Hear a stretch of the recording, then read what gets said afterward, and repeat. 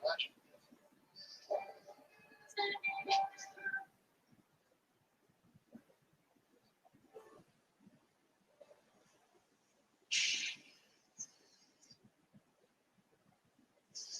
In the criminal justice system, the people might choose to separate equally important groups, investigate crime, and the district attorneys who prosecute the offenders. These stories.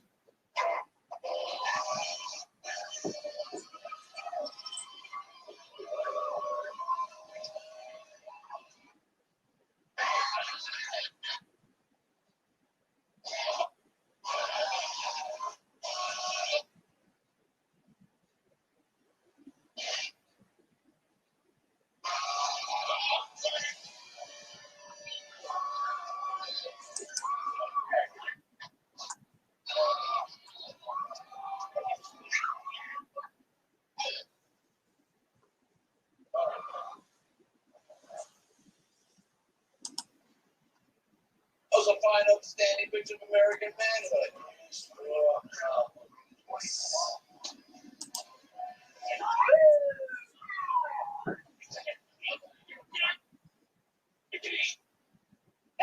I just trying to help you. You get run over, man. You push it down.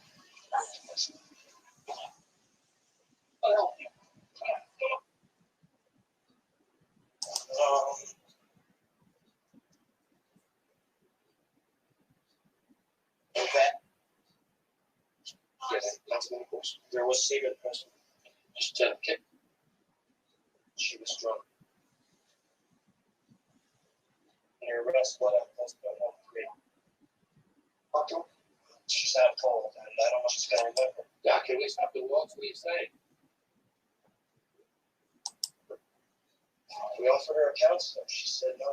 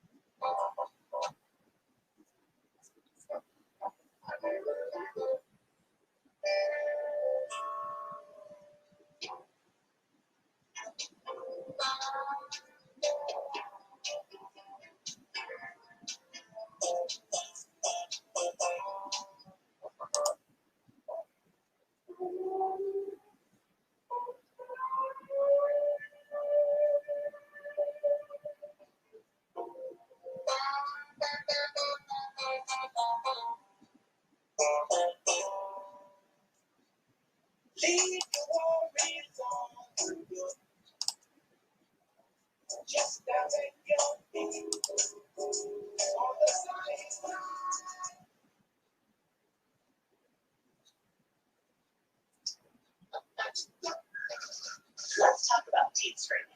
Why doesn't this one cost so much? When I get up in here, everybody, I'm fucking this nigga up, everybody. I'm tired of these niggas, man. I'm trying to work, do my thing, and niggas are clowning me and fucking up my career, everybody. I can't live like this, everybody. These niggas gonna have to die, everybody. Keep fucking with me, everybody. Keep fucking with me. Keep fucking with me, everybody. Keep fucking with me. Keep fucking with me, everybody. Keep fucking with me.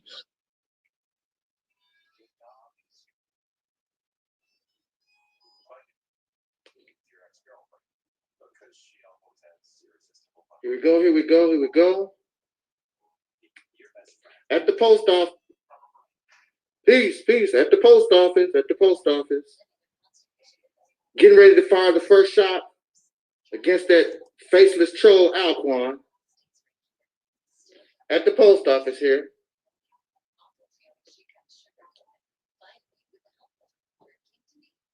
At the post office. What we done? What we done? certified mail, official grievance letter to Google,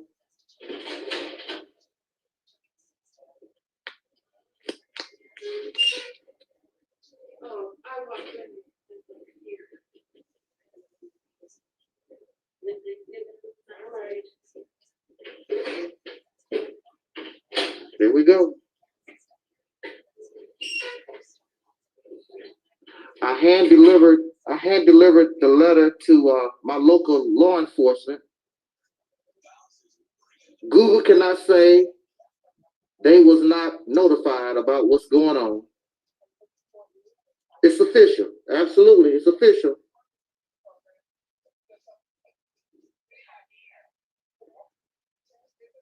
The war has started officially. It's paid for. We're ready to go. Do this. So I'm not playing with this troll.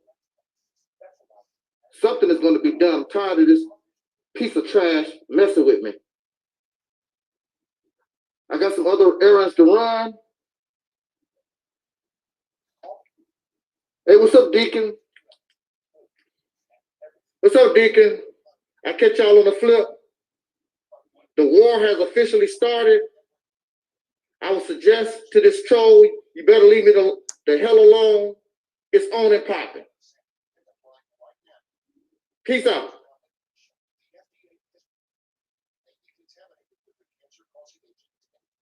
Keep fucking with me, everybody. Keep fucking with me. Keep fucking with me, everybody. Keep fucking with me. Get the fuck out of me, everybody. I'm just sick and tired of these niggas out here fucking with me, everybody. These niggas are fucking with me, everybody. Fucking with me, everybody. And I'm tired of it, everybody.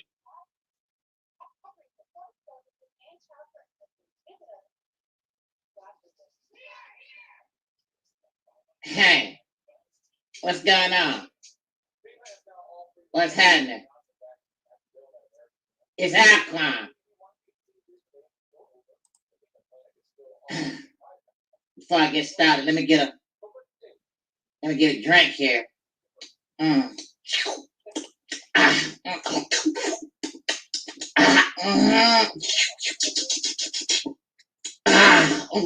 That's good. Now, some of y'all might think, because I'm drinking some water, that's all I'm doing, drinking water. But some of y'all think that I might be sucking, that penis, that ding-a-ling, Well, that's because y'all mind in the gutter. Ain't nothing but water. Don't put it down the thing like that.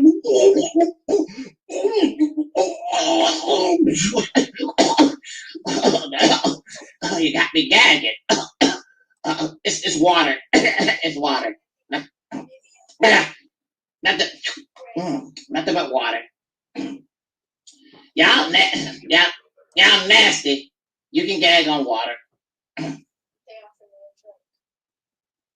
But what I noticed, I just saw a video about a meatball. He filing some kind of grievance with Google. He said about me. Call me a stalker. All that type of thing. That meatball got mental problem. He mad because I asked a hard question. He's scared of me. Because I asked a hard question. I mean, I'm trying to teach the meatball how to be a man. I hide behind a picture. I don't show my face. And everything. And I know that's sort of cowardly, sissified. Talk about people while I'm hiding behind an avatar and that thing, but he got to know how to be a man. If you're going to come out here, you got to be able to handle the pressure. Meatball telling Google some stuff about me because I asked a hard question.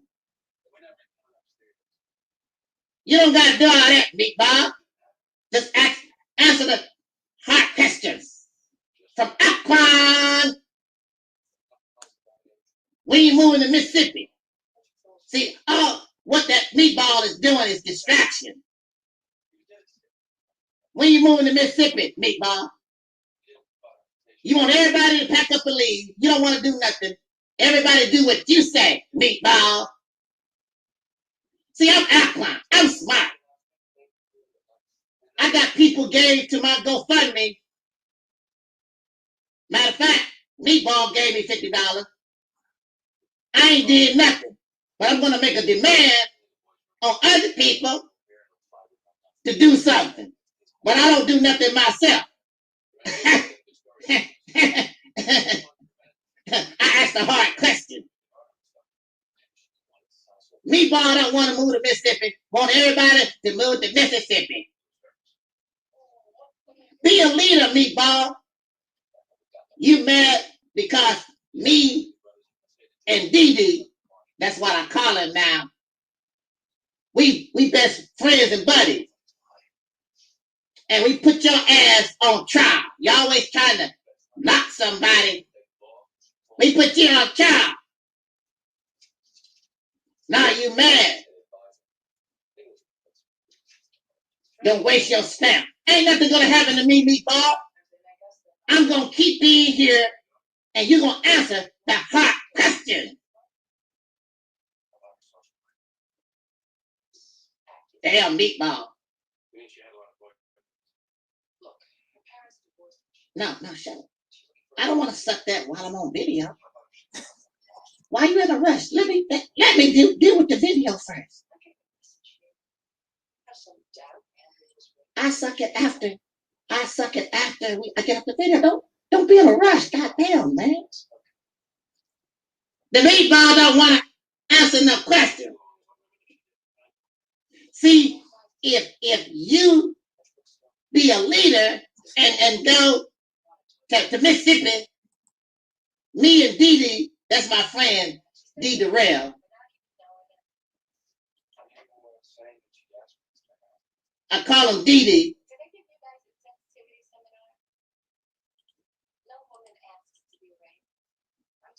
Lost my picture. Anyway.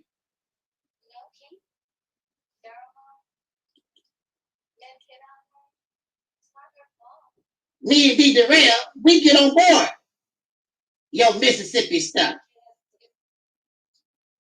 But what Dee don't know, his African stuff is bull doo-doo. Mississippi is bull doo-doo. The only thing that's viable is Aboriginal Aqua. That's me. Donate to Aquan. I got the answers. I can handle the hard question. Nobody can out-debate Aquan. Nobody can out-debate Aquan. Nope. Nobody. You're going to be a leader.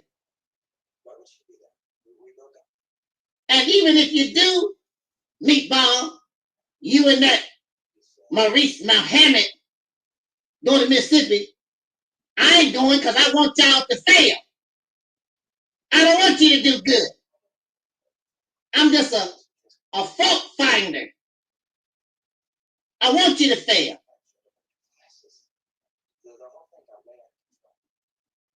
Because I'm just a faceless troll, like you say. Up to no good. And that's true, Meatball.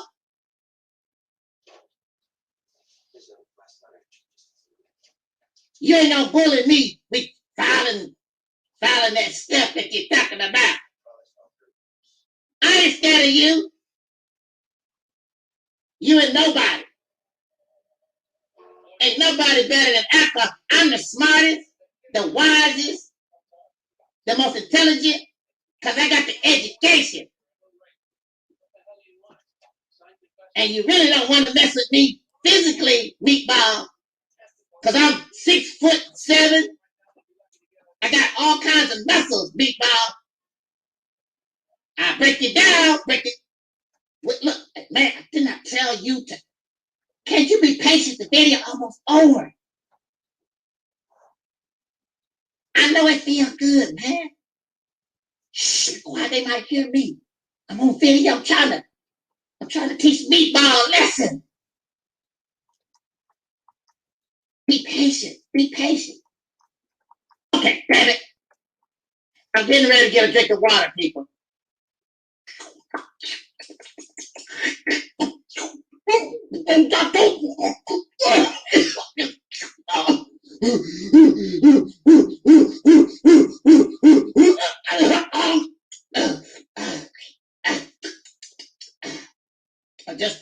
I'm just drinking water.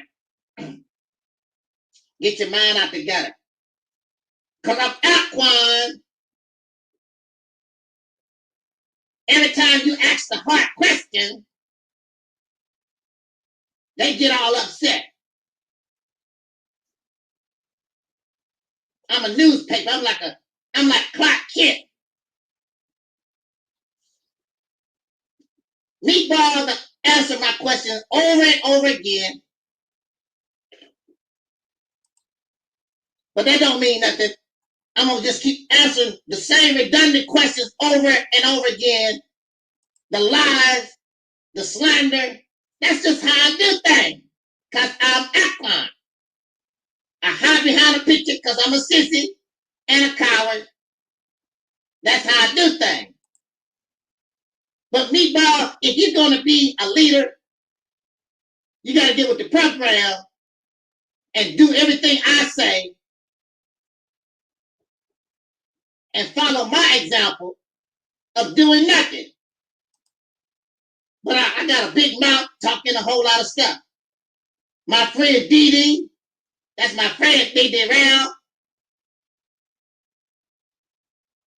He ain't got nothing to show. I don't have nothing to show. But we scared that you might show us off, Meatball.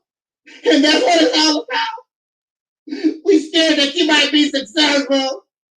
And all them lies and dreams and fantasy. I don't even want to talk no more. This Aqua, how you doing? I should be shaming myself.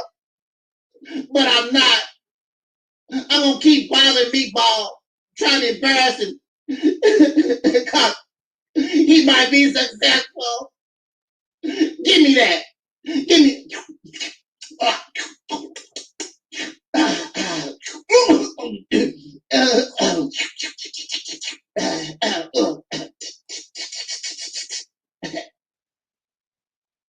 Fucking with me, everybody keep fucking with me. Keep fucking with me, everybody keep fucking with me. Get the fuck out of me, everybody. I'm just sick and tired of these niggas out here fucking with me, everybody. These niggas are fucking with me, everybody. Fucking with me, everybody. And I'm tired of it, everybody.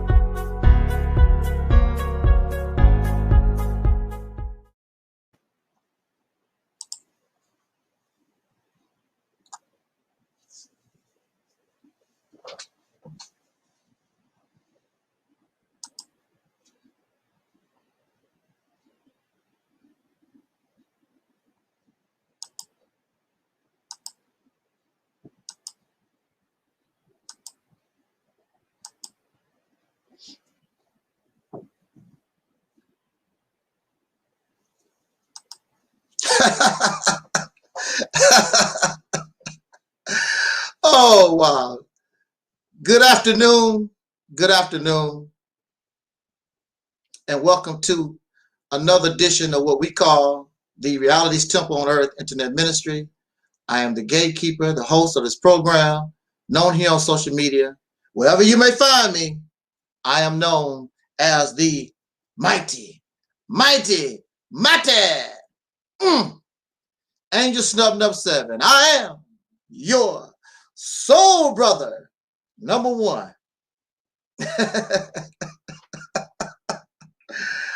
Woo, I love it. I love it. Welcome to the broadcast. Shout out to the Deacons of Reality in the chat room, as always. Welcome to those.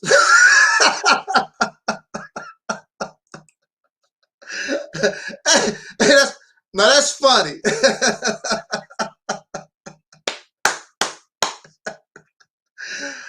Woo! Oh man, it just can't get no funnier.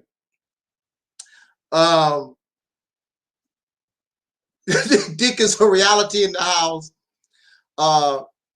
Revealing, Revealing is in the house.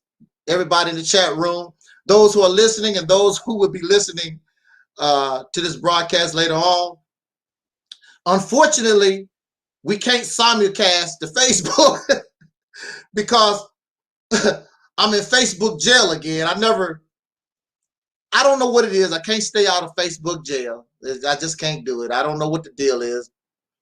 It's not even my fault. I'm in Facebook jail because of something somebody else done.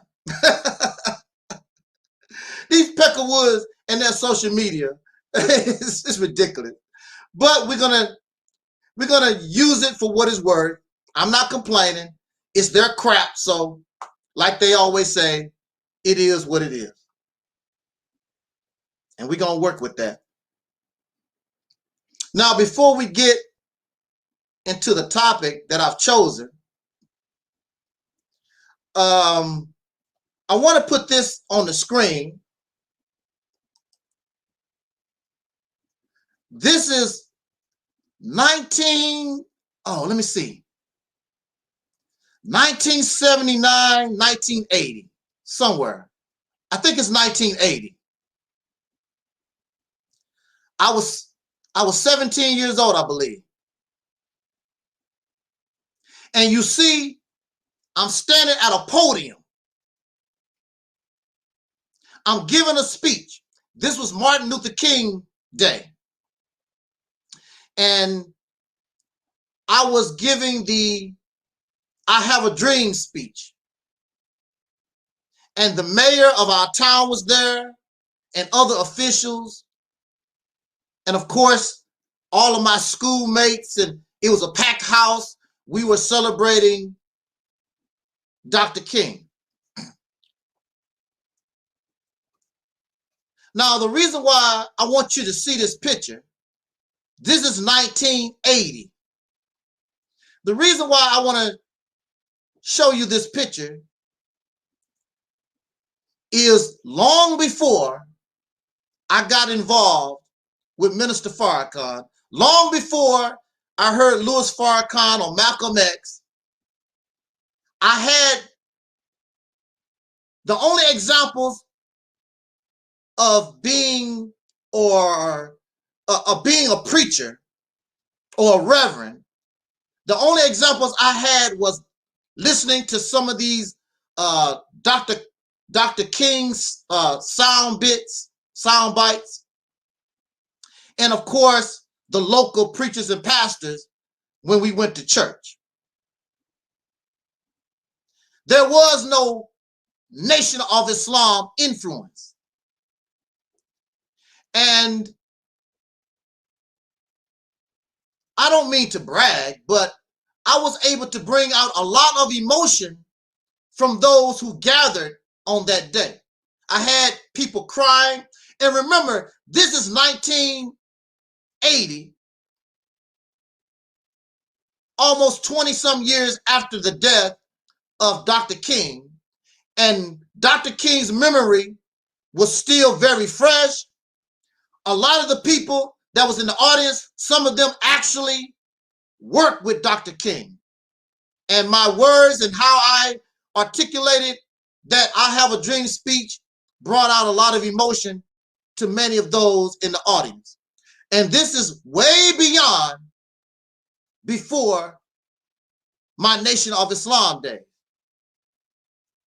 And I want to bring this to us because for some reason, there are those who believe that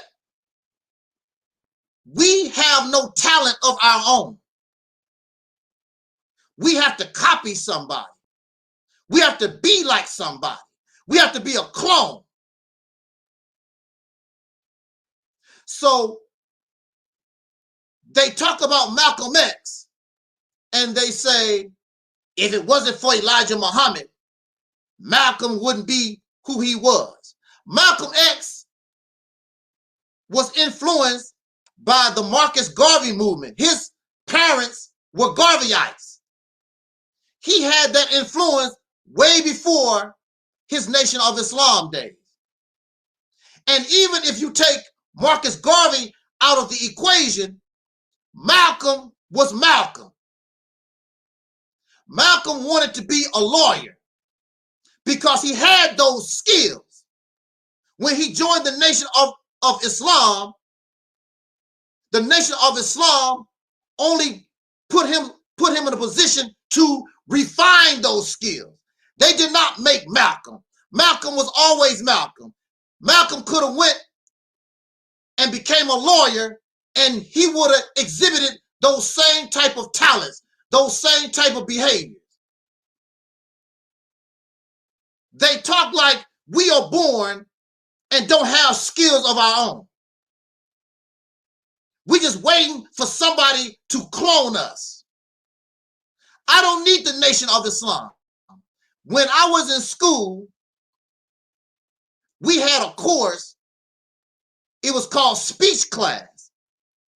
And you learn how to debate, and you learn how to articulate, and you learn how to give a speech.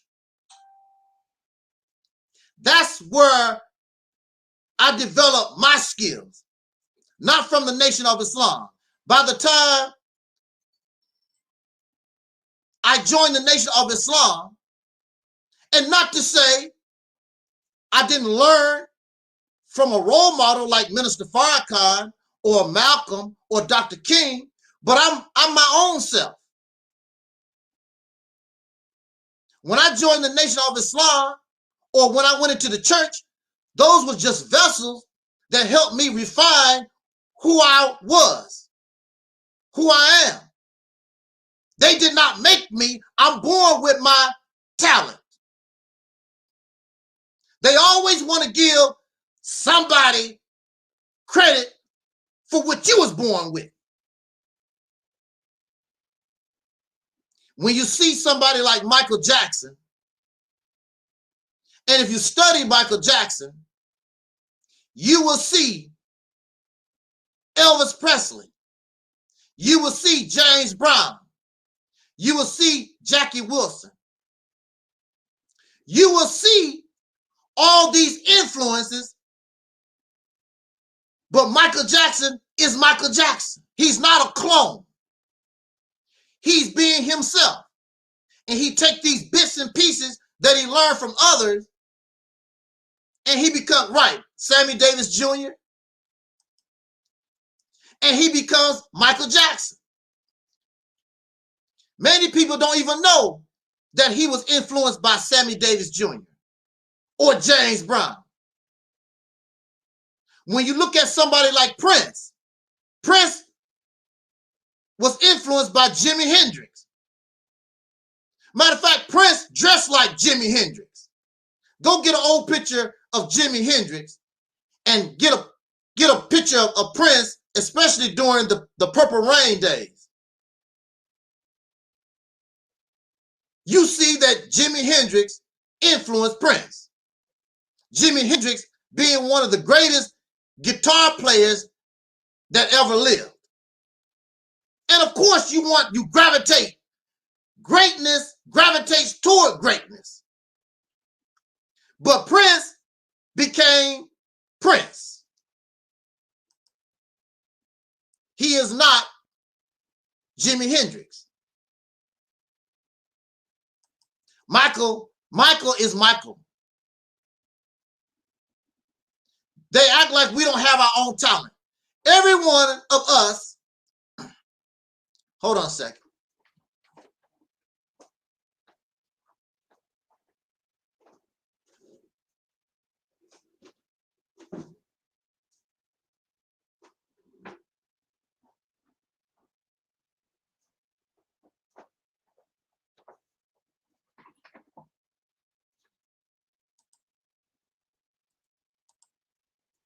Every one of us,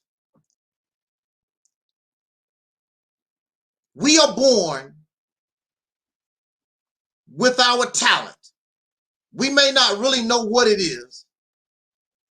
All of us have a talent. And when we are introduced to some type of a skill or discipline, we can make that our own. And we become great in ourselves. We don't have to copy people and become a clone. That's what I don't like about religious teaching. Because religion is a robot factory. Religion is a clone factory. So when you look at, for example, the Nation of Islam under Louis Farrakhan, everybody's trying to look like him, be like him. So they lose their own personal individuality, that you have the potential to be greater than Louis Farrakhan. I don't want to be Malcolm X. I don't want to be Harriet Tubman. I don't want to be these people. They are who they are. Because when you do that, you're losing yourself, and you could be greater than they are. But if all I want to do is be Louis Farrakhan, then I cannot grow higher. I cannot progress higher than where he left off. So you have the Nation of Islam under Farrakhan, and he gets a lot of hype. He gets a lot of entertainment value, but you see and you notice that he has not progressed. He has not risen higher than Elijah Muhammad and Malcolm X, because he's stuck in that rigid mindset. He revised the teaching, but he does not improve.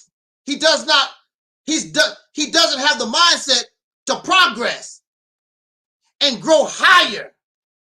You grow higher in talking, but you don't reflect that in doing. There's a goal set by the Nation of Islam, and they have yet to make that goal. Come follow me, we are taught, and I will give you friendships in all walks of life and beautiful houses. I will give you heaven on earth if you follow me. They do not have that, have yet to accomplish that. We need to separate. They have not separated. Because in order to accomplish these things, you must go beyond your teacher. You must go beyond where you left off in 1965. The new Black Panther Party is doing no more than what they were doing in 1965 or 1970 or whatever. The Pan-African type folks are doing no more than what Marcus Garvey was doing in 1930. They're stuck because they want to be like dead people. And once you die, there's no more progress. There's no more going beyond. You stop. So on your grave, it says 1897, born, died 1975. That's all they got. That's it. They can't do no more. And we follow dead people and we stop where they stopped. And you wonder why you can't progress. Because you're following dead people and they can't guide you no more.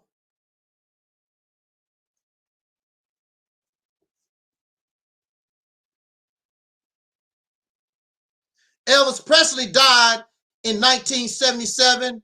I don't know what year Sammy Davis Jr. and Jackie Wilson, but Michael Jackson progressed and moved along because he's alive.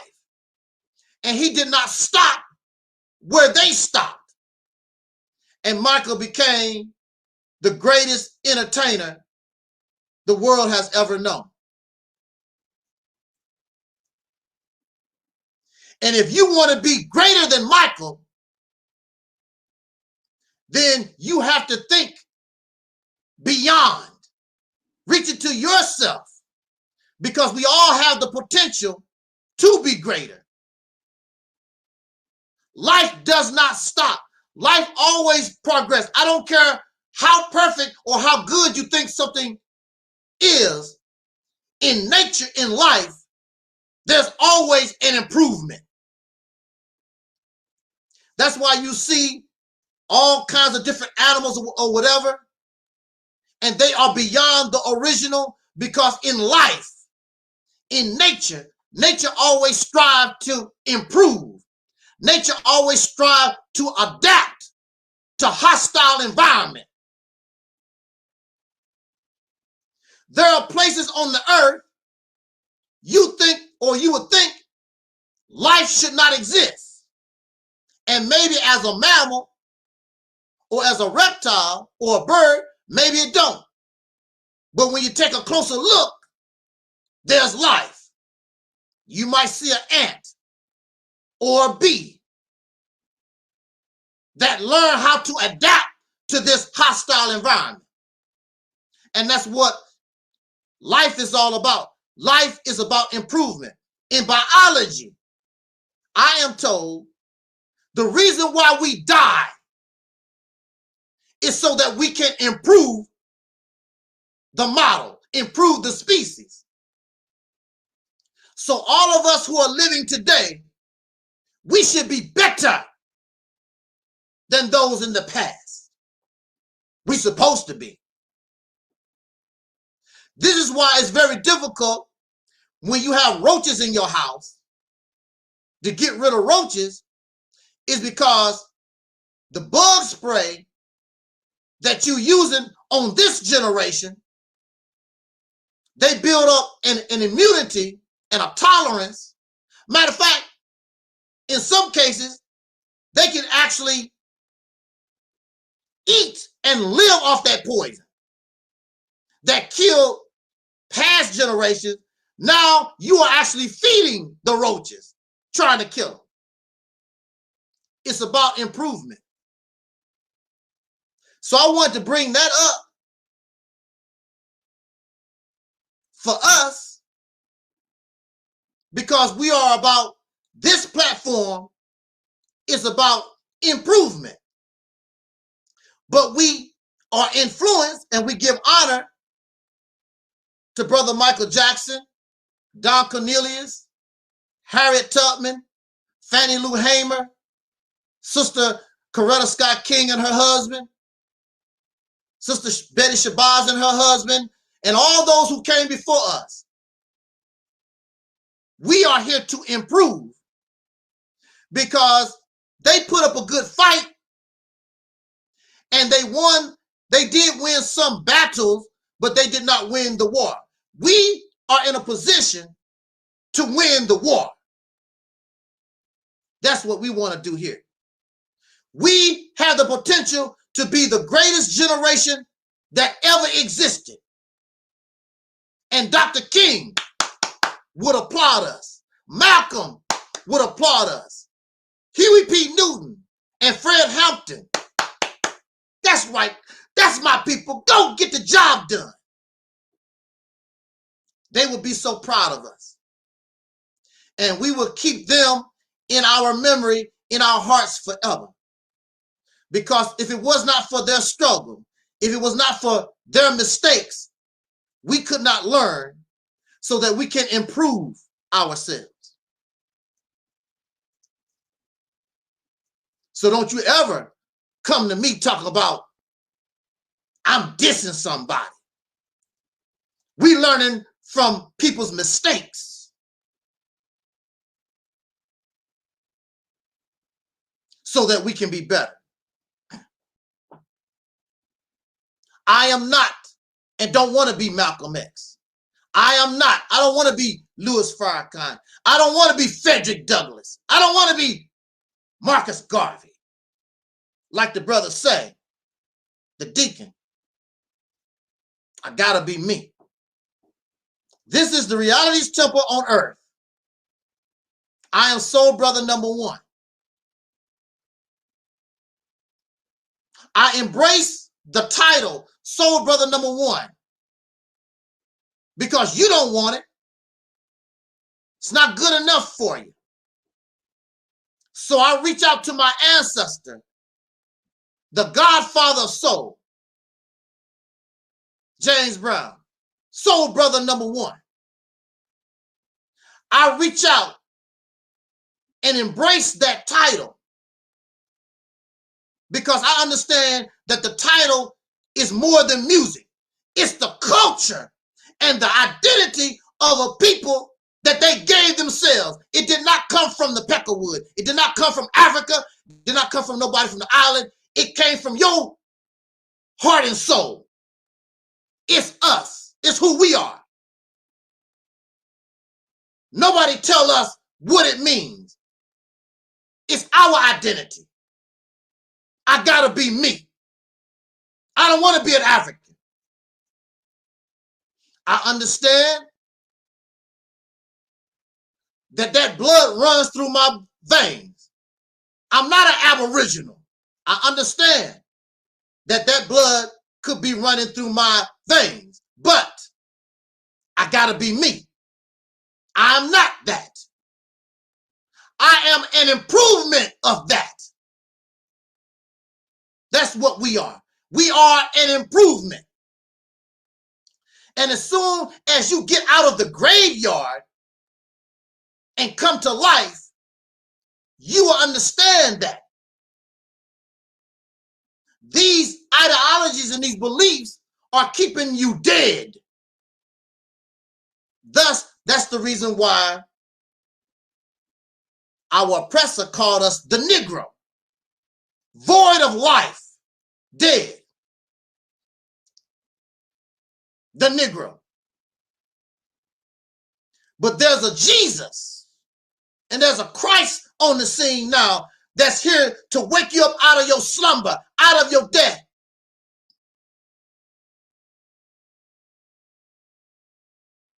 So now that we can become the greatest generation ever.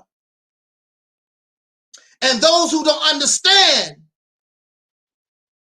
the making of life,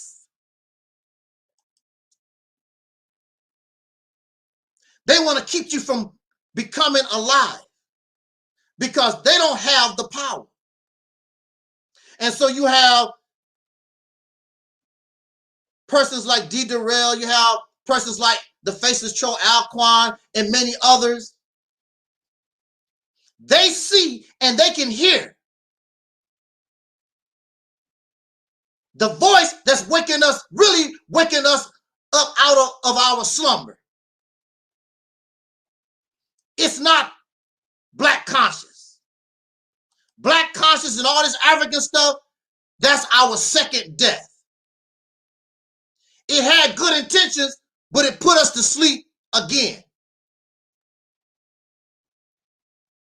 But I think in religion, it talks about Jesus, but on the third day, he rose. We're living in that third day. We was dead under the peckerwood, and we died again under black conscious Pan-African stuff. But now we have been and being exposed to reality, the sun. And the sun brings life and light in the darkness. And the Christ is all of us who are awakening to this reality. Now you see, now that the storm has gone away, those who are still dead in the grave can't understand because they thought they had light. They thought they had light. But actions speak louder than words. Light causes life. Using an allegory, if wisdom is water, when the sun hits or interacts with water, it produces life. You can do a very easy experiment.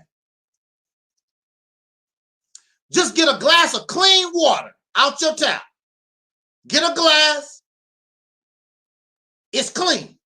Put water in it. The only thing you have to do is put it in sunlight. You know there's nothing there. But give it a few days. The first thing going to happen, your water start turning green. That's life. Plant life. And after a few more days, you will see little worms crawling around in your glass. Where the hell that come from? Where it come from? And then you think about, what if I drank that glass of water? Where are these little worms coming from? Where all this stuff coming from? But that's what happened when sunlight meets water, it produces life. We are 75% water. And without water, we all die. This is a fact. There's no life on this planet that's going to survive without water and oxygen. And remember, in order to get water, you have to have oxygen. Without these things, we die immediately. It's not going to take a long time, we die. But it's all about self-improvement. I have no problem saying that I have been influenced by Brother Malcolm or Minister Farrakhan or Dr. King or nobody. But just like the brother said, I gotta be me. And this ministry reflects who I am. There's nobody that can take credit. Well, nowadays, they don't want to take credit, and that's a good thing. Because this is me. It's not for you to have. It did not come off a clone zombie robot assembly line. I'm not trying to be Marcus Garvey. I'm not trying to be Malcolm. I'm not trying to be somebody that's dead. Jesus, dead. Marcus Garvey, dead. You serve the living God, but they're never around. Dead. You have to pretend to have a relationship with God. Talk to yourself. You pray to something that never answers you back. They have the nerve to say that we crazy or there's something wrong with us when they are the ones looking for spaceships. They are the ones that's spooky. Believe in invisible gods and demons and haints and angels with wings and animals talking, but we are the ones that's supposed to be crazy. Something wrong with us. You don't think that you crazy? Now the thing about psychiatry is, as an individual, if you thought the way these religious folks think, they'll put you in the crazy house. But if you're insane and you can get other people to believe your insanity, then it's no longer a mental illness. So if you're drunk and you can convince other people that there's a pink elephant in the room, now by yourself you crazy. Oh, he just crazy and drunk. Ain't no such thing as no pink elephant. But if I can convince Soul Sister Ann, the deacons, and revealing, if I can convince all of you that there's a pink elephant in the room, I'm no longer mentally ill. Insanity is insanity. It don't make no difference if it's an individual or it's a whole nation of people that believe in delusions.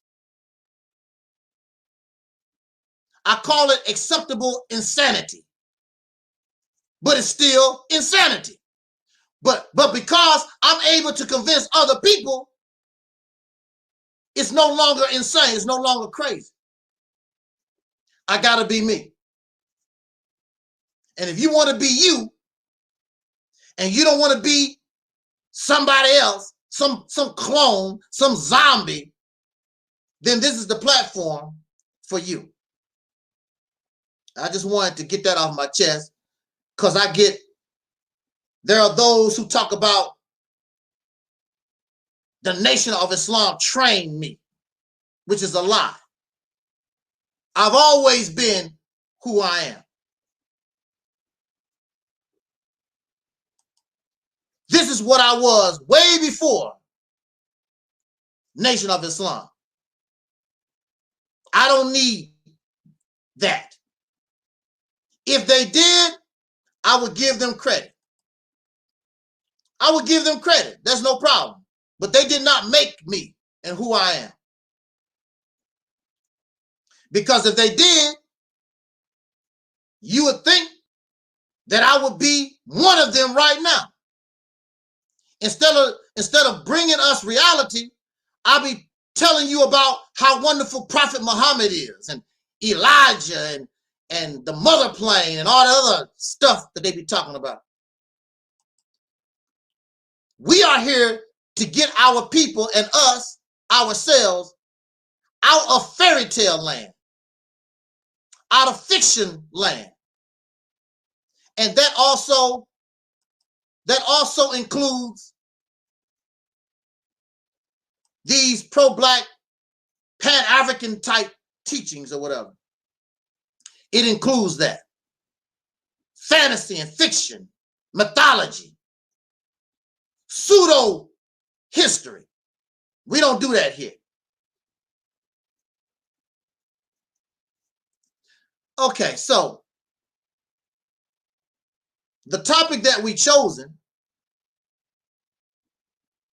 how does holding the Black conscious community accountable disrespect?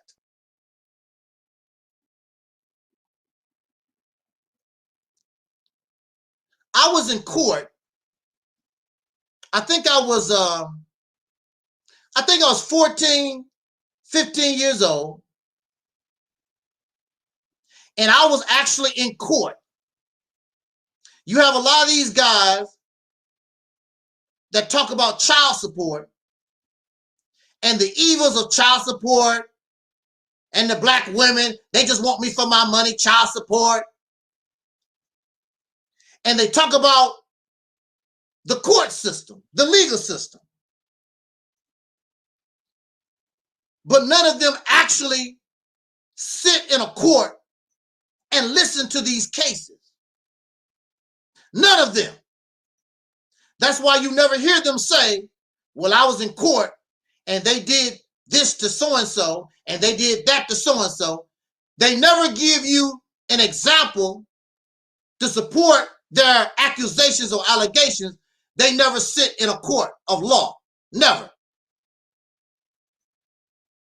Well, I have. As a child, and after I got free, you can go to any of your courthouses and you can sit and listen to these cases for free.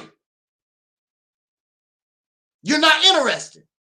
You just want to continue to slander and gossip.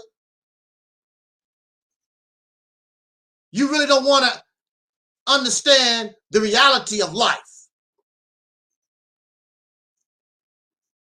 I was in court and I heard a man tell a judge about his child support. And this man told the judge, this is a black man, soul brother, and this is 1970 something. I was 14. This is the 1970s. I heard this man out of his mouth. Also, I know him personally. He told that judge, I would rather go to jail. I'd rather go to prison than pay child support for the baby that I brought into this world. And the judge, what could the judge do? Because that's the only way they could try to punish somebody, try to get them to do right, is to send you to jail or prison. He didn't give a damn. So you lay down and you make these babies talking to these men.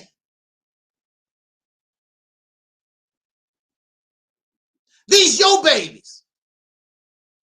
You did not share the pleasure with taxpayers when you was getting your groove on with a foolish woman. But we are human beings, and whether you are foolish or whether you are smart, we're going to get our groove on. Men are attracted to women, women are attracted to men. A rich, intelligent woman will have sex with a poor, pitiful piece of trash because the urge for sex, the urge for romance overrides all these things. Tiger Woods' nanny, she was nothing but a nanny, taking care of the children in his house. He was attracted to her, and he married that woman, and now she's a multi-millionaire. Because men are attracted to women, women are attracted to men. And there are those of you who talk all that blackity black stuff. If you was put in the right situation, you have no problem sleeping with a white woman or a white man. Because that's nature. For men to be attracted to women, women attracted to men. All that I hate the white man stuff or go out the window, you're going to get your groove on, then you're going to make an excuse why you done it. Matter of fact, there are a lot of these blackity black folks. They would tell you that how many white women or white men they done slept with. Some of them was married to Caucasian people. Now all of a sudden, I hate the white man, blackity black, black. They so black, fake ass. I was on a phone conversation with some blackity black Pan-African type folks. And you know who they are. I could say their name. And one of the Pan-African pro-black, blackity black guys talk about, he brought up the scenario where if you got locked up with Kim Kardashian, would you smash that?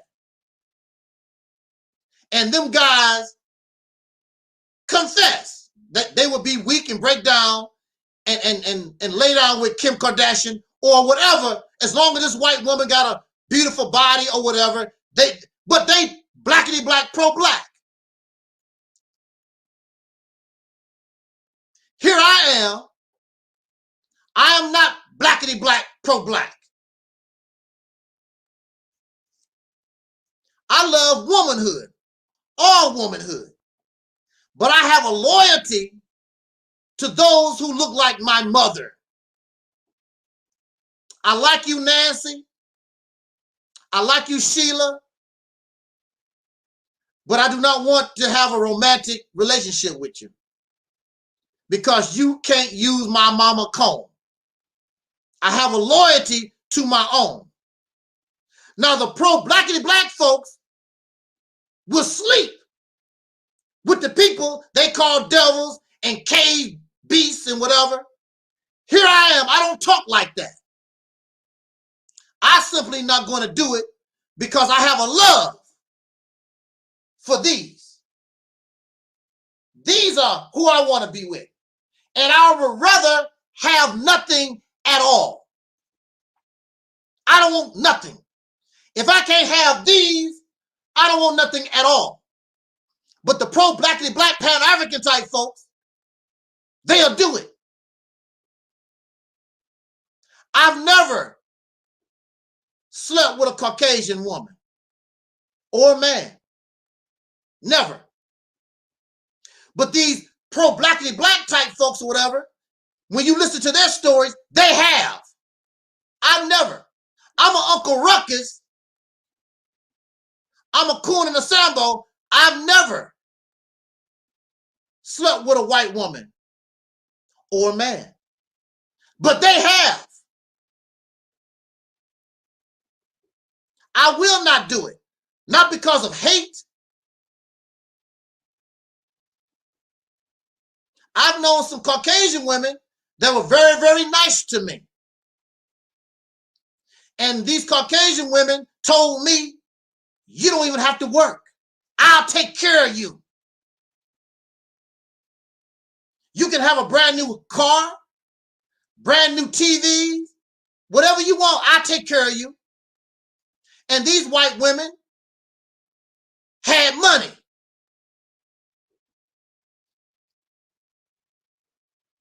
They got to know me. I would walk them to their cars at night. Like, I treat all women the same. I open doors. I tell them how nice looking they are today or whatever. I treat all women that way.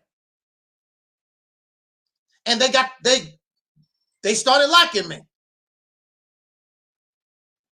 And they start crying because I told them I only love one. I can't do it. I would rather have nobody. And they respect that. But I'm not pro-blackity black. If I want a white woman today, I'll get her. I don't give a damn what you talking about. That's just not me. What the brother say? I gotta be me. That's just, I don't roll that way. I love these. I want these. If I want a white woman, many of these almost look like white women. Can pass for white women if I want a white woman. If I want a dark-skinned woman, these are dark. Tall, fat, short, these got it all. She give me a variety. But I want to stay with these.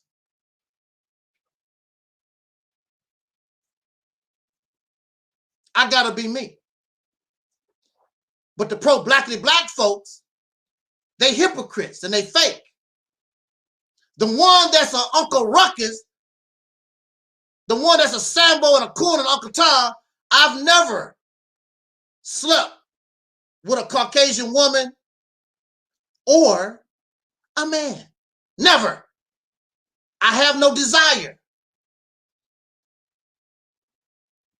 I'm loyal to my sisters. That's just how I roll. That's the way I am. So, who is supposed to take care of your children?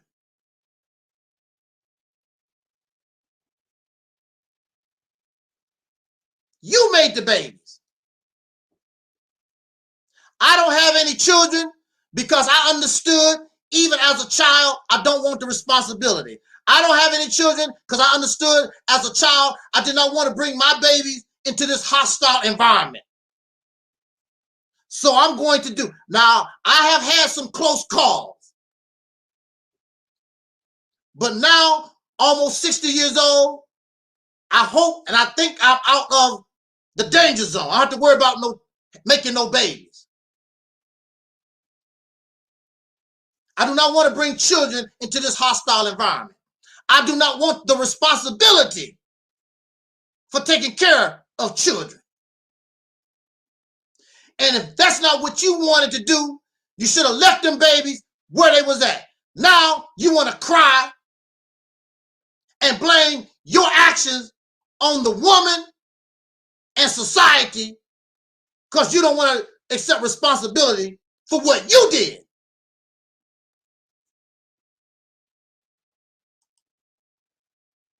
You don't want to be held accountable. And all these other pieces of trash that don't want to be held accountable for what they done, they make YouTube channels. Oh, she wants child support. You put yourself in that situation. Keep your penis in your pants, wear a condom, get a vasectomy, whatever you need to do. You did this to you. Nobody else done it.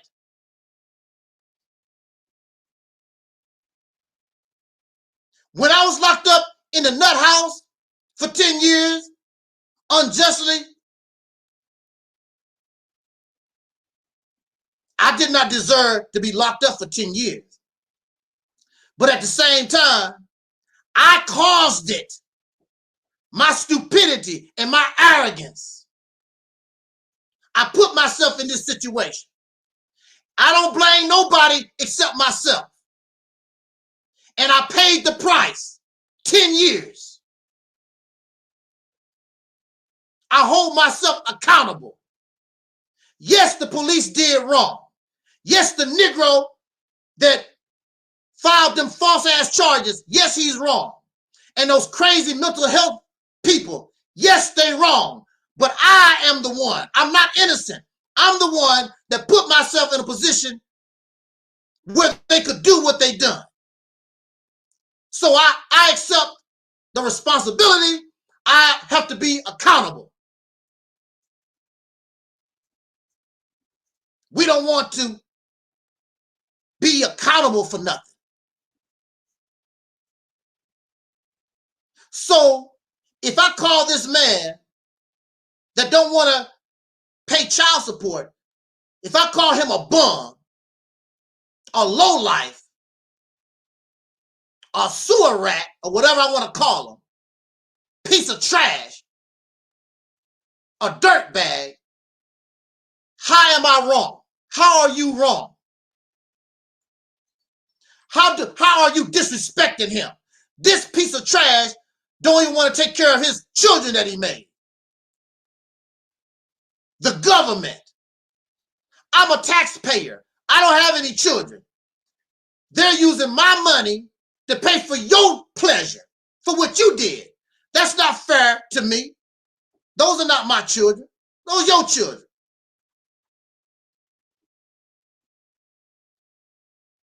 So I call you a deadbeat dad. That's what you are. And you want to come up with all these excuses.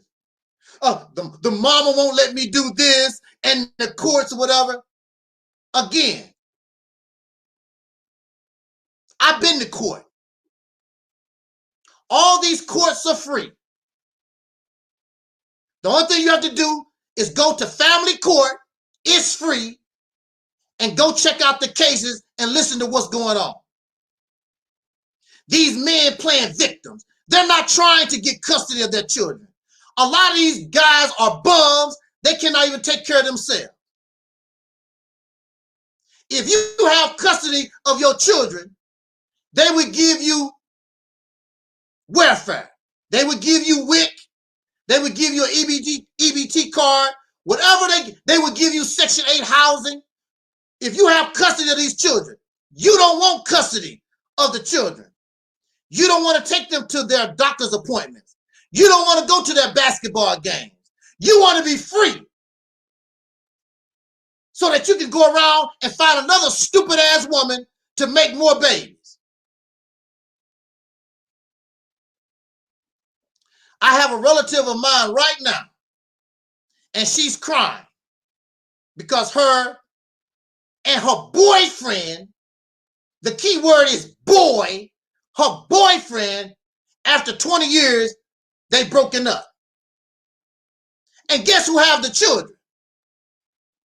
Guess who never even tried to get custody of the children? Who don't want them at all? As long as they was doing good, this my son, this my daughter. As soon as the relationship start falling apart, the real them shows up. Don't give a damn about his son. Don't give a damn about their daughter. You was just a piece of ass all the time. And that's why I try to warn these sisters. Keep your legs closed. It's better to be by yourself than with a fool. If you have to spread your legs, then you make that sucker wear a condom. You do something for yourself. You get your tubes tied. Whatever you got to do to protect yourself. Don't be having no babies by these bums. The majority of these black men are bums. And the real them shows up once y'all have problems. If I had children on this earth, you're not going to keep me from my babies. Nothing. No damn court. The mother, you're not keeping me from my babies. If I have to sell cans, pick up bottles on the street, I got to cut grass like a teenager, or whatever it is I have to do to make money to take care of my babies, that's what I'm going to do. My baby's going to have, even though I don't have, because that's my responsibility. I've done that. I brought them. They did not ask to be here. There's a play. They made a movie out of it with Denzel Washington. And Denzel Washington was talking to his son. And he asked his son, why do he do the things that he do for him? And his son said, because you love me. Denzel said, well, not necessarily. I don't have to love you. I brought you in this world. I'm responsible for you. At least till you're 18. I don't have to like you. But I'm responsible for you because I brought you here. And his son was like, look, flabbergasted. There's nowhere it says that you have to love your children. You don't have to love your children. You don't have to like your son. You don't have to like your daughter. Where is it written? But you have responsibility. You are responsible for their food, clothing, and shelter until they become an adult. At least. Has nothing to do, I like you or I love you. You created a responsibility and you need to be held accountable. The Black conscious community, don't want to be held accountable for what they say or what they do. And they angry at me because I am holding them accountable. You will be responsible for the lies, the deception, the pseudo history that you put out here. You tell us about the all-powerful God, Allah, Master Farad Muhammad, Yahweh, whatever these gods is, and you come before the people and you say that this God is going to do this or that. And we give you the benefit of a doubt. Yahweh, Jesus, Allah ain't done nothing. And you don't want to be held accountable for telling a damn lie. You say that the black man is the Asiatic black man, is the maker, the owner, God of the universe, and we kings and queens and warriors. Where's our kingdom? Why aren't we fighting this oppressor, Mr. Warrior? We God, but we don't have no power. You teaching us these things, and it's not real. And you don't want to be held accountable for filling our heads up with delusions and fairy tales. You a liar. How is it disrespectful when I call you out on your lie? How is it disrespectful? You are the one making the claim and telling us these stories. All I'm doing is say, hey, you said this. Where is it? It's disrespectful for somebody to hold you accountable for what you bring. So in the Black conscious community, we believe you. And we give you millions of dollars every year. And you put us to work. You take our money, you take our time, you get free labor from us on the promise. If you do these things, we're going to do this for you. We have yet to benefit. We've yet to get anything.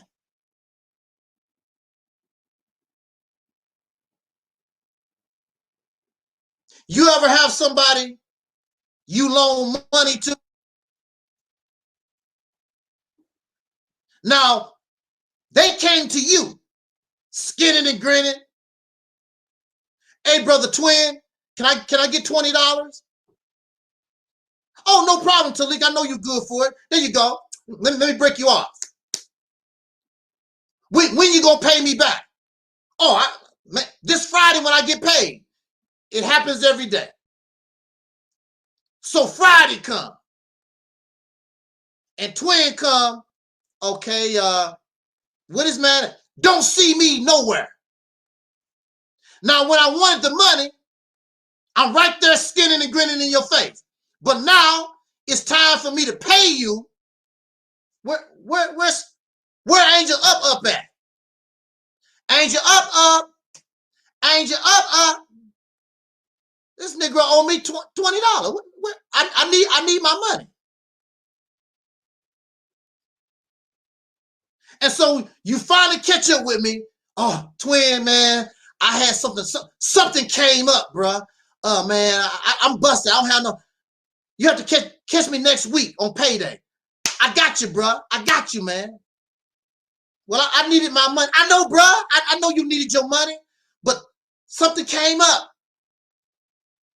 Make an excuse. I took that money and me and Terry went out to lunch on your $20. That's what we did, twin. Me and Terry, we went out to lunch on your dollars. That's what we did. Them squimps was real good. So 2 weeks passed, 3 weeks passed. And now Twin getting to the point, and he's telling people, Angel Snup Nup, up, he's a bum. Hey man, what you calling me names for? What I do to you, brother? I thought me and you was cool. You borrowed $20 from me 2 months ago. And I heard you and Terry, the day that you got the money, y'all went out and had lunch. You still, after 2 months, haven't gave me my money. You a bum. Oh, you tripping, Twin. You really tripping. Now, I'm in the wrong, and I want to start trouble with Twin over something I did. I don't want to hold myself accountable for what I done. And I'm nasty about it. I took the money, and me and my sister, we went out for lunch. And this man needed his money. He don't have the right to hold me accountable. I gave him his word. When am I going to get my money back? Now, if it was going to take 2 months, I should have let him know, hey, Twin, I need $20. It might take me 2 or 3 months to get you your money back. Okay, he might be all right with that. But I didn't. I said, I will give this to you when I get paid Friday. And I'm nowhere to be found. That's not right. I'm a liar. I'm a cheater. I'm a deadbeat. Whatever name Twin want to call me, that's what I am. And I'm making excuses. Oh, man, bro, I thought we was cool. I thought we, just like this Darrell guy. He's so intelligent, but he just don't get it. He don't understand. You allowed a troll to come on your platform. We supposed to have a decent relationship, a mutual relationship going on here. And I'm telling you in the chat room that this is my enemy. And you allow this enemy to come on your platform to degrade and make mockery of me. And you join the conversation because this was in your heart all the time. His audience did not reply. They had no comment while this interchange was going on. It was just DD and PP. And you enjoyed it. We heard the tape. They was having a good time talking about us. But then when I call him out and holding him accountable for his behavior, I'm in the wrong. Oh, that ain't how brothers are supposed to act. And see, disrespect. Because you don't want to be held accountable when you're wrong. And this black conscious community, these type of people, they can do no wrong. Everything they do is right. They don't want to be held accountable for nothing. You telling the people that this all-powerful God is going to come out the sky and do whatever, and we've been waiting for 100 years or 2,000 years, it ain't happened. You are a liar. These preachers been telling black people, soul brothers and sisters, all these stories about what God can do and the power of God, and we still sitting in the same oppression. Nothing has changed. If anything, it's gotten worse. But put your belief and faith in Jesus. Put your belief and faith in Marcus Garvey, the red, black, and the green. Which you cannot do that because he's dead. These other red, black, and green folks, they're nothing but some type of version, some kind of fake clone.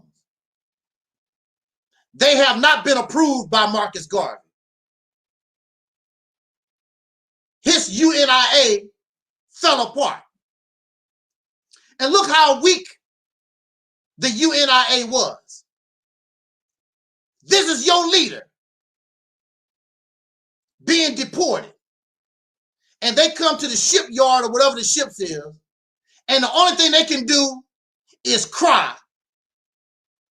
Bye-bye, oh great leader. And Marcus Garvey on the boat, he waving back to them, and he's gone. And the whole thing fall apart. They did not support their leader once he ended up in Europe. And all the work, everything that they done, because they deported one man, 1 million people or whatever, fell apart. That goes to show you that it wasn't nothing to begin with. When Elijah Muhammad died, that whole thing fell apart. Confusion and whatever. One man dictates with thousands how they're going to live. One person. Now, when you look at the United States of America, the first president of the United States was Mr. George Washington, right? From what I was told, I really don't know. I was told it was George Washington. The father, they call him the father of this nation, right? When he died, did it stop the United States from moving forward? When the second president left office, did the United States stop moving? How many presidents? This is number 46, right? Biden is number 46, right? Trump was 45. Biden's, all these presidents that have come and gone, leaders. The president is the leader. And the Congress, the Senate, the House of Representatives, these are the leaders. They've come and they're gone. Did it stop the groove of this nation? No. It's not dependent on one person. And that's where you make your mistake. Because you put all your faith in Jesus.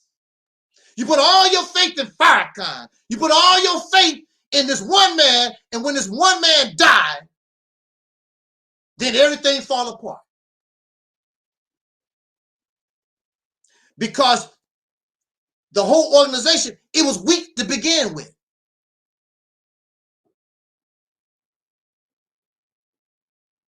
This is something we should not want.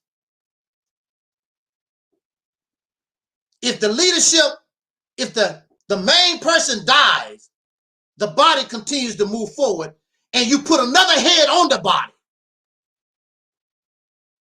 Just like some of these, like a salamander. I think it's like a salamander, a frog, some of these animals. You can catch them by the tail, and their tail will break off, and you can eat the tail, and they'll keep rolling, and they'll regrow the tail. That's the way we have to be. You can have that tail. I'll grow me another one. So when the head dies or whatever, and you fall apart, that whole thing was weak to begin with. And we will see this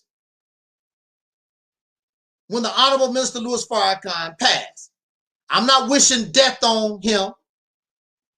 That's death gonna call on all of us.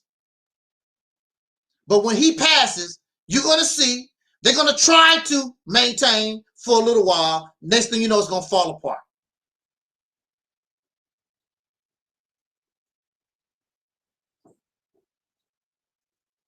Because he's not held accountable. They don't hold him accountable.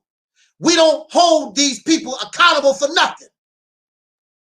Dr. Umar Johnson been raising money since 2004 for a school for boys. Still don't have it. And nobody is holding him accountable. He is allowed to make excuse, or I'll get you your money next payday. See, the same type of thing. 2 months go by. Oh man, something came up. I got you. See, the same stuff. How is it disrespectful when you are teaching some teachings that you cannot back up and prove? You're making claims or what you claim, what you can do for somebody. It has not been done. Where my money? And see, we are some very docile people. Because some people, I don't give a damn if it's 50 cents. They want their money. And they will kill you over 50 cents. Hey man, where my 50 cents at? I saw a brother get shot. Well, not get shot, but he got shot at over $5. You giving Farrakhan, Umar Johnson, and a lot of these other suckers millions of dollars, your time, free labor, and they're giving you nothing. A lot of brothers in the street not going to tolerate that. They gave you $5, Negro, where my money? And some of you know that some people don't play with their money. You know, if you borrow money from this person, you better give them their money. They don't play. And most times you are very, very desperate to ask this person, can I borrow a few dollars? Because you know you better have their money. They don't play that. They don't want to hear, oh, something came up or whatever. Give me my money. And that's the attitude that we need to have dealing with all this pro-blackity black Pan-African stuff. If I give you my money, my time and my labor, and I have faith in you, then you better give me something for it. You need to hold these people accountable. Yes, you are a sewer rat. Yes, you are a dirtbag. Yes, you are some scum. Because you made me a promise. You making claims that you're not backing up, and I'm holding you accountable for telling me this damn lie.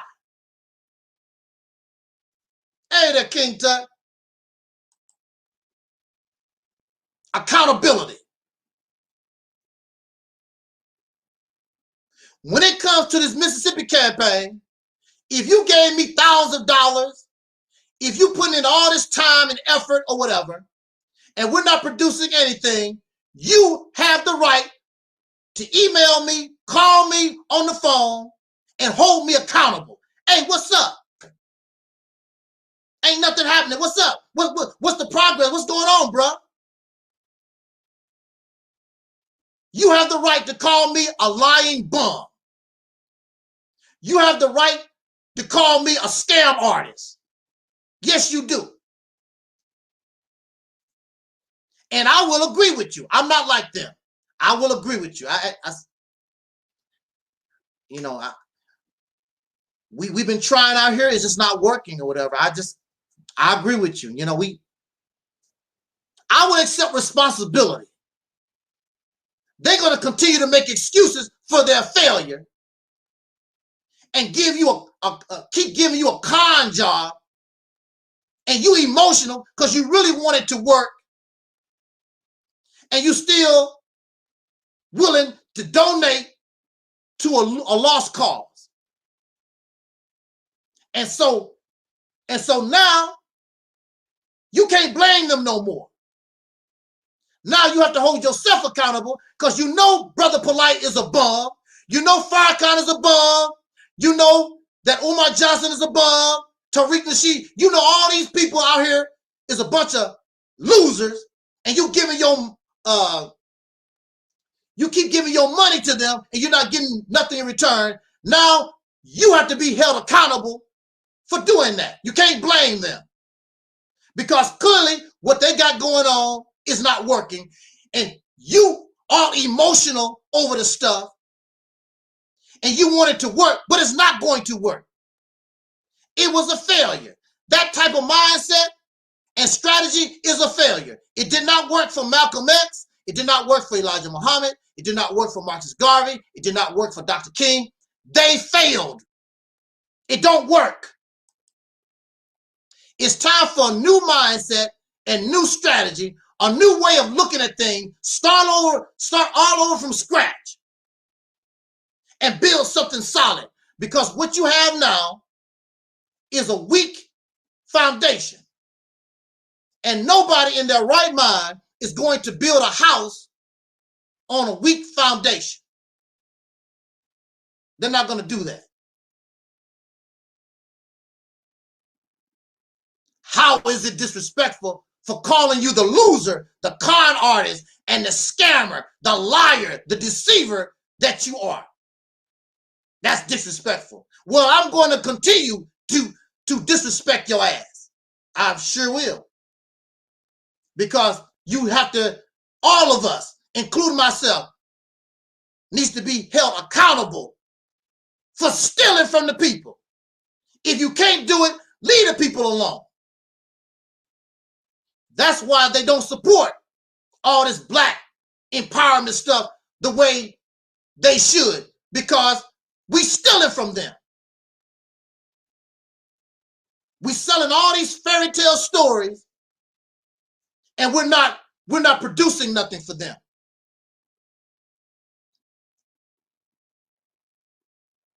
If we was producing, more and more brothers and sisters would get on board.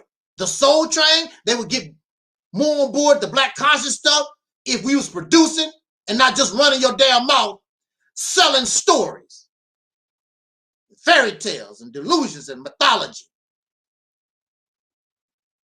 The average brother and sister in the street, they're not impressed by your research. They don't give a damn about what Egyptians did 5,000 years ago. How do that help me and my family? We just got evicted out of our house. All the millions of dollars that this black conscious, pro-black African stuff has taken from the soul black community. Have they gave anybody stimulus checks? Even the church. The church take all this tax-free money from their people. How many stimulus checks have they gave to their congregations? They just takers. They don't give you nothing. And if they do give you a little something, it ain't nothing to speak of. Give y'all a bologna sandwich now and then. With no Miracle Whip. They just gonna give you a ragged ass sandwich, a regular dry ass sandwich, and don't even give you no Miracle Whip. Bloodsuckers of the poor. And you'll listen to Farrakhan, and you'll listen to some of these other blackity black folks, and they talk about, and they call white people bloodsuckers of the poor and parasites. They ain't no damn different. Parasites, bloodsuckers of the poor. But look how they live. Farrakhan don't have a job. He don't have a business.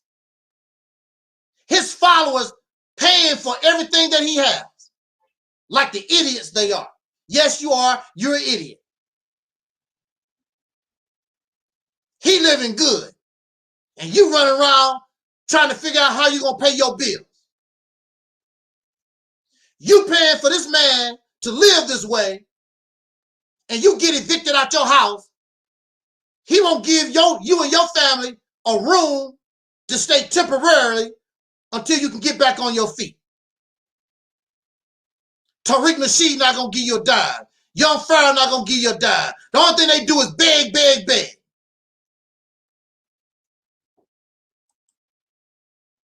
Yes, I'm going to call them out. If that's disrespect, so be it. I'm a very disrespectful Negro when it comes to liars and deceivers and con artists and scam artists. You damn Skippy. Telling these fake ass stories about ancient Egypt and all this stuff that y'all be talking about. What God gonna do? We'll do it then. What's taking so long? The spaceship gonna come down and drop bombs on America. And what's taking so damn long?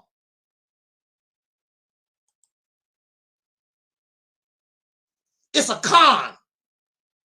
Just like when I borrowed money from Brother Twin. I owe him $20. Keep giving him excuses why I can't pay his money back. Oh man, I had a headache. I had to buy some aspirin. Just make up anything.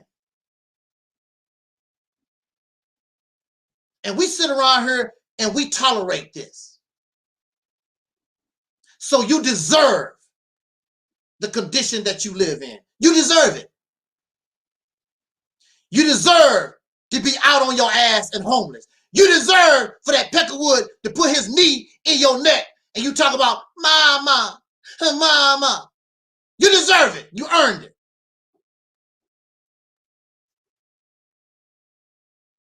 You know better, but don't want to do no better. Caught up in delusions and fantasy, fiction. We don't do that here. We're going to keep it real here as possible or nothing at all. I don't mind being held accountable when I take your money, when I take your time and your labor. I have to produce or sit my happy ass down and support somebody that can produce. We must be held accountable. You are responsible for your children. All these channels, these pitiful, pathetic ass loser deadbeat men. Oh, the woman won't let me have my children. All these excuses. Go to court. These men are not fighting for their children. They don't give a damn. You can get custody. Under the law, you have a right to have custody of your children. But the court is not going to give you custody of your children when you're a damn bum. You can't even take care of yourself. You sitting around here living off women. That's what a lot of these guys are doing. Most times in these relationships, the male is moving in with the women that got the house and the car. It's very rare that the women moving in with the men because these men don't have nothing. Why you don't have nothing, brother? Well, you know, the white man. Okay, there we go. You know, the white man, you know, he got it in on us brothers, you know. Do the white man stop you from shining shoes? Is the white man stopping you from cutting grass? Is the white man stopping you from picking up bottles and cans off the street? No. You have you cause yourself a problem and you don't want to be held accountable.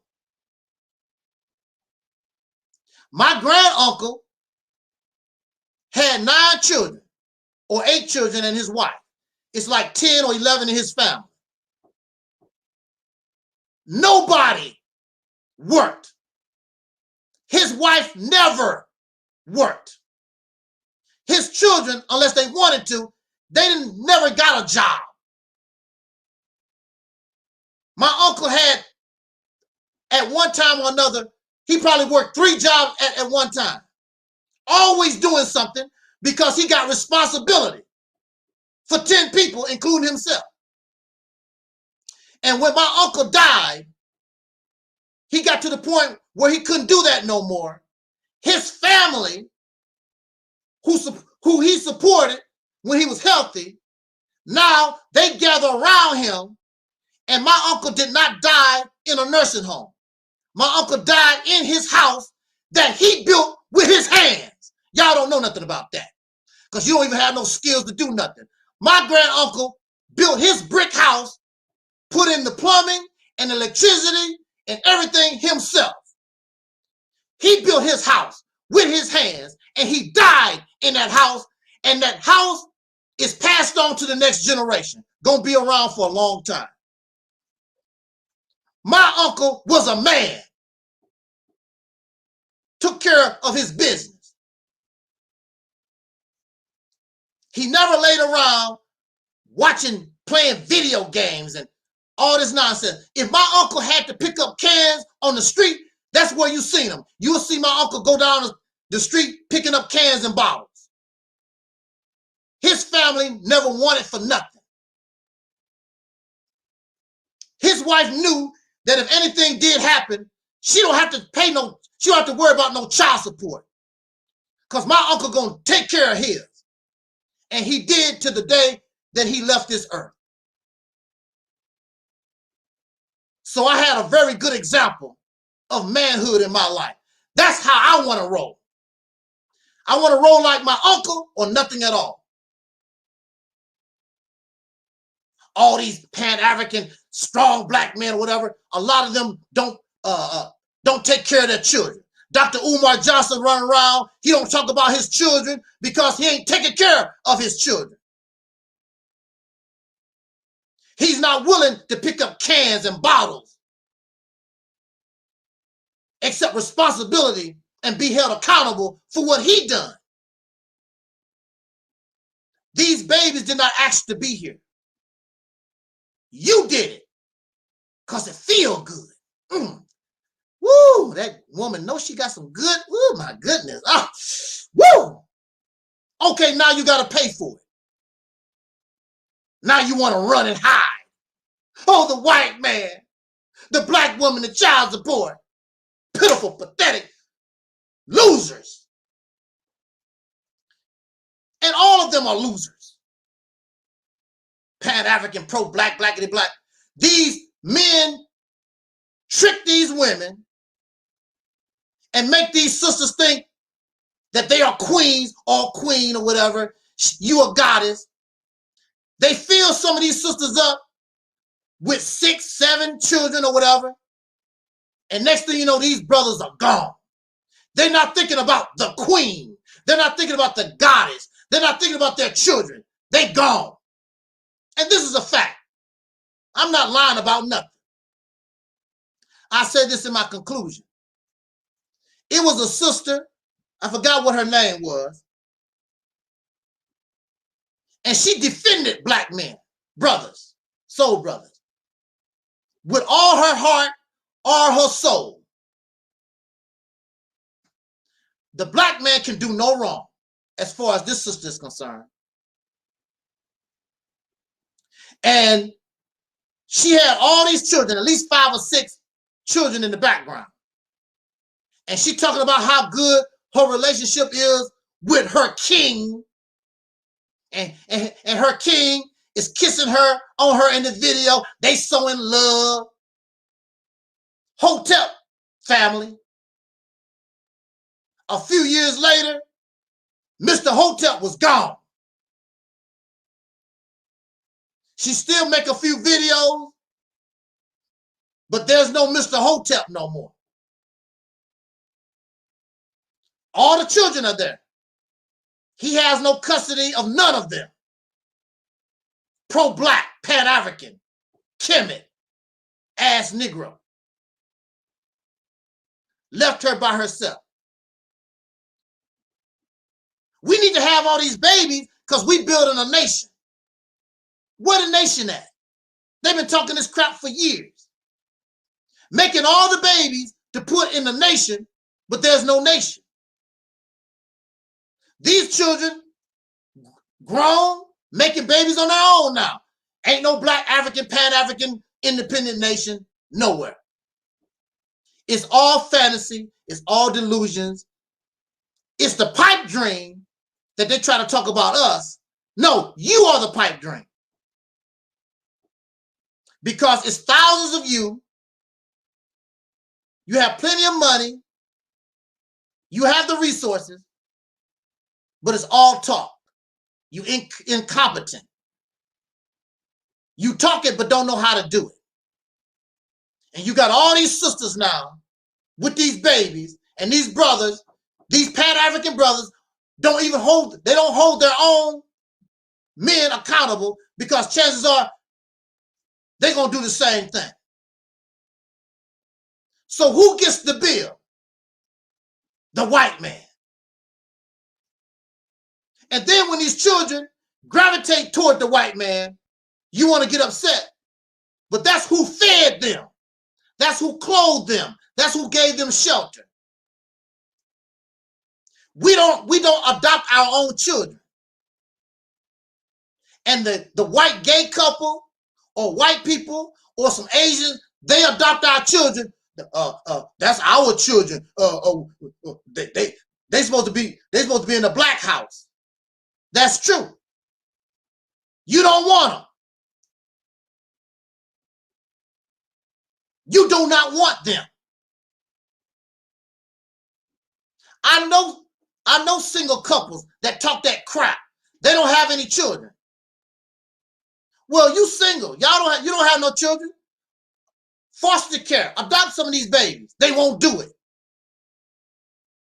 Well, then if you don't want to do it, why don't you support brothers and sisters who don't mind taking care of these babies? They won't do that either. They want all their money for themselves. So they can go out and party.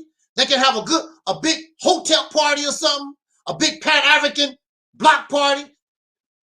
You're dealing with a bunch of liars and hypocrites, and they need to be called out. They need to be held accountable for their deception.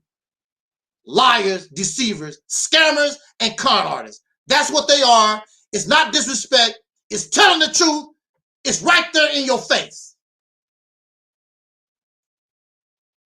You want to get angry at me, like I would get angry at Twin because I owe him $20. I have the nerve. Hey man, what's up with you? You tripping. How am I going to get angry and I owe this man $20? So they're going to get angry at me because they're not producing. They're making these claims and they're not producing a damn thing. They'll get angry at me because they failed. They're not paying the people their money. But I'm in the wrong. I'm disrespectful. Well, I'm going to continue to be a disrespectful guy because you deserve better. Liars and con artists. We don't do that here. You give me your $1,000 and your time and your labor, I got to produce. And before you can even open up your mouth, I'm holding myself accountable. What am I doing wrong? Let me keep the people up with the progress. Let them know. How can we solve this problem so that we can move forward? Nothing is perfect. But you have people that's scamming you, and they know they can't do a damn thing for you. Like these lawyers. You have a lot of lawyers that know they can't do nothing for you, but they'll take your money. And they will blame you because if you're listening, they'll tell you, well, I can't guarantee. That's because you know your ass can't do nothing to begin with. But they want to take your money. That's being a deceiver. That's a scammer, a con artist. And we should be sick of it. I know I am. I can't do it no more. They ripped me off for the last 40-some years with this blackity black conscious garbage or whatever. They stole my time, my labor, and my money. I'm supposed to be upset because I've done everything you asked me to do and believe how you want me to do. I have nothing to show for it. Nothing.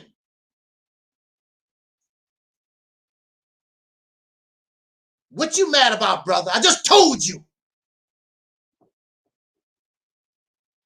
Twin's supposed to be angry and upset. Where my money? He could have took his wife, his girlfriend, out to dinner. Instead, he didn't know he was paying for me and her to go out to dinner. That's not right. So I don't want to hear their nonsense. I don't give a damn about what they're talking about. I'm going to be honest. I'm going to be virtuous. I'm going to be real with you or nothing at all. I'll leave you alone. I'm not going to con you out of your resources so I can live better. That's a nasty type person that would do that to another human being. And we don't do that here. So on that note, another 20-30 minute video I thought I was going to make, and it never happens. it never happens. It never happens. I don't know. I did have another talk that I had scheduled for 3 o'clock, 3:15. I wanted to talk about Soul Brother Bruce Lee. I might take a break. I might still do that talk, or maybe later on this evening, because I want to bring that subject up, because there's something I wanted us to know about that whole philosophy. Because I know in the blackity black community, of course, they don't claim other people and have no respect for nobody. Least Bruce Lee. So I wanted to bring that subject up because these teachings, this mindset of this pro-blackness stuff got us all messed up. It really do. So that 3:15 Central Time, I might do that. I might wait till like 7:15. Matter of fact, I might reschedule, give myself a break, come back and talk to us at 7:15. That's what I do. I will change the time to 7:15, give myself a break, and we come back and talk on that subject also. Y'all was mighty quiet in the chat room. Did you leave? All right. But anyway, I will probably see you back here at 7:15. We're going to talk about Soul Brother Bruce Lee and give him his props, and talk about this nonsense, this continue to talk about this delusional, wacky mindset, this pro-blackness, Pan-African crap got us all messed up in the head. And we wonder why we cannot progress, why we cannot move forward. Because your mind is all messed up. You're not looking at things from a realistic point of view. You're not using logic. You're not using reason. You're not using common sense. You're stuck in this box. And really, all of it is white supremacy. You keep hollering white supremacy, but pro-blackness and Pan-African, all this stuff, all of it really is white supremacy with chocolate. It's chocolate covered white supremacy. If you take the black out of it and put white, there's no difference. You can't tell the difference between black supremacy and white supremacy because it's the same. If it was not for white supremacy, none of this stuff would exist. If it was not for pink racism, pink supremacy, none of it would exist. There's nowhere in recorded history that you can find all this stuff that they're talking about until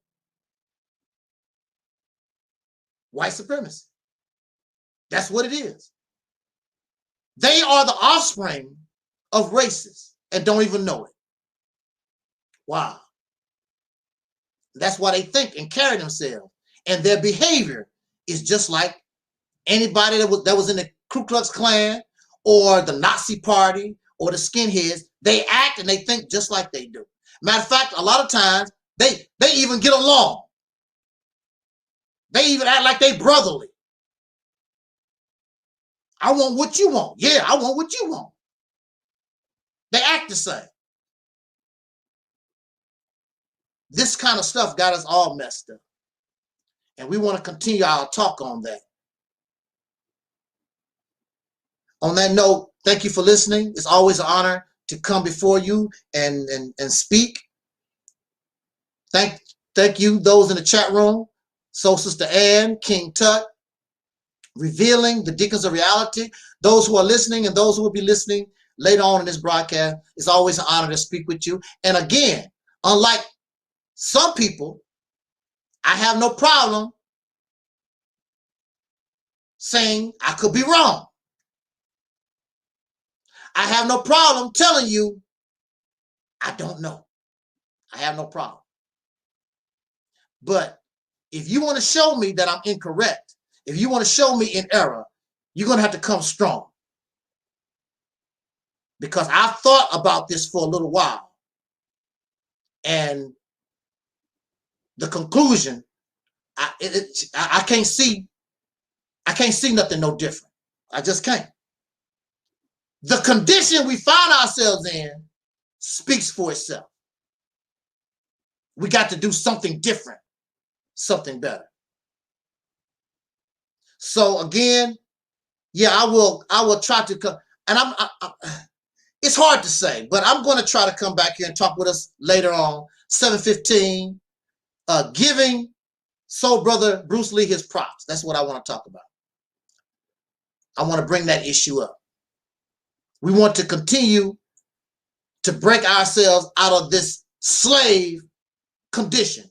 Not only a slave mindset forced on us from Europeans, but now we are voluntary slaves via Black conscious scholarship. A slave is a slave. Whether your slave master is European or now your slave master is an African or Aboriginal or whatever, you're still a slave. And we don't do slavery here. We are liberated and we're going to be free. Period. Until 7:15, I catch y'all on the flip. As Don Cornelius used to always say, as in parting, I wish us love, peace, and